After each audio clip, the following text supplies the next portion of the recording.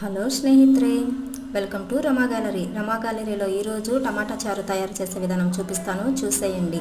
Cut చేసుకున్న onion, దంచిన వెల్లుల్లి, కొత్తిమీర, కరివేపాకు, తాలింపు దినుసులు, ఈ ఉప్పు వేసి ఉడకబెట్టుకున్న టమాటాలను ఇలా చారులాగా చేశానండి. ఇందులో టేబుల్ స్పూన్ కారం, అర టేబుల్ స్పూన్ పసుపు పొడి వేసి ఇలా కలుపుకుంటున్నాను. తయారు చేసే విధానం చూడండి. ముందుగా కడాయి పెట్టుకొని టేబుల్ స్పూన్ ఆయిల్ వేసి తాలింపు దినుసులు, దంచిన వెల్లుల్లి, కట్ చేసుకున్న ఆనియన్ వేసి ఫ్రై చేసుకోవాలి. అవి ఫ్రై అవుతున్న టైంలోనే కొంచెం కరివేపాకు వేసి ఫ్రై చేసుకొని చారు, ఉడకబెట్టుకున్న చారు ఏదైతే ఉందో అది వేసేసి మంచిగా చారుని తెరలనివ్వాలి.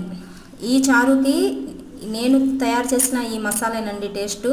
ఈ మసాలా తయారు చేయడానికి ధనియాలు, కొబ్బరి పొడి, వెల్లుల్లి 3 మిక్సీకి వేసుకొని తయారు చేసుకున్నాను. ఈ టైంలోనే ఆ మసాలా వేసి కొంచెం కొత్తిమీర వేసి తెరలకాగనిస్తే ఎంతో టేస్టీగా సింపుల్గా టమాటా రసం